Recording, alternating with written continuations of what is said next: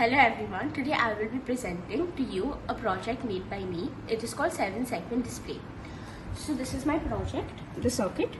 The components required are Arduino Uno board, breadboard, 7-segment jumper wires and a resistor. What I have done is I have connected all my jumper wires to digital pins and then supplied them with positive and negative energy.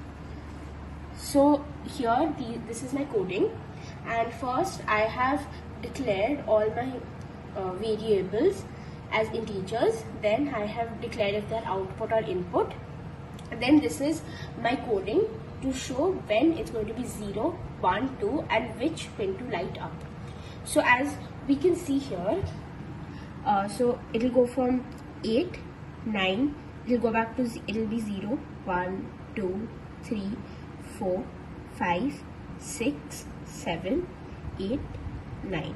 And this is all happening with about a second delay. Thank you.